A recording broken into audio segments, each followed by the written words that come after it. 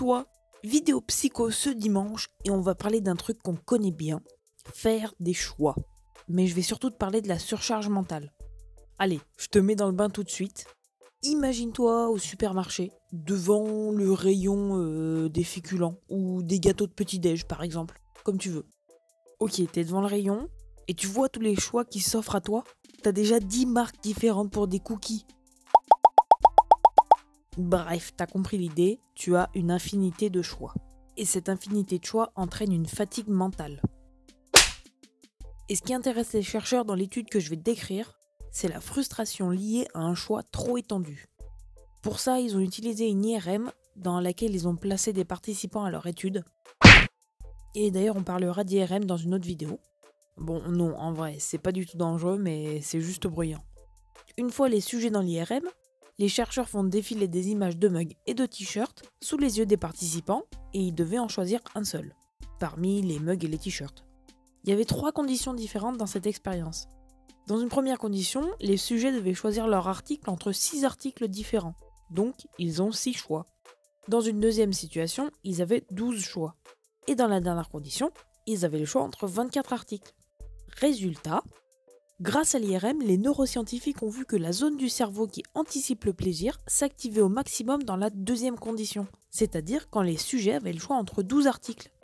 Cette fameuse zone comprend une structure qu'on appelle le striatum et une autre qu'on appelle cortex singulaire antérieur. Bon, si ça te parle pas, je t'expliquerai tout ça dans une vidéo sur l'anatomie. Par contre, l'activité de la zone en question baisse dans la première condition, avec les 6 articles, et dans la troisième aussi, quand ils ont le choix entre 24 articles.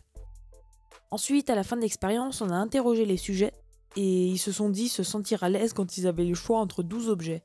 Par contre, ils ont déclaré que quand il y avait 6 objets, c'était clairement insuffisant, et que quand le choix était de 24 objets, ça les accablait complètement. Explication : en fait, notre satisfaction serait déterminée par 2 facteurs. Le premier facteur, c'est le sentiment de liberté. Et le deuxième facteur, c'est la charge cognitive ou charge mentale. En fait, un choix trop restreint n'entraîne pas de charge mentale, mais ça affecte notre sentiment de liberté. Donc, on est frustré. Et à l'inverse, quand il y a trop de choix, ça satisfait notre besoin de liberté, mais ça fatigue nos neurones. Il faudrait donc un nombre de possibilités intermédiaires. Et dans cette expérience, c'est 12. Donc on peut dire qu'on est à l'aise pour faire des choix quand on a à peu près 12 possibilités. Cette vidéo touche à sa fin, j'espère que tu auras appris des trucs et surtout, j'espère que tu te feras plus piéger au supermarché. Tu sais, ce genre de truc, ça te fait passer 2 heures au magasin, à pousser ton chariot dans tous les rayons et au final à acheter des choses qui n'étaient pas sur la liste au départ. Et tout ça parce qu'il y a trop de choix, trop de possibilités, trop de choses différentes. Comme d'habitude, je te fais une fiche récap à la fin de la vidéo.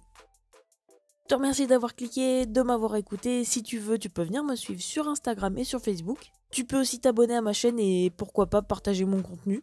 Je te souhaite un bon week-end, un bon dimanche et je te dis à la semaine prochaine. Bisous!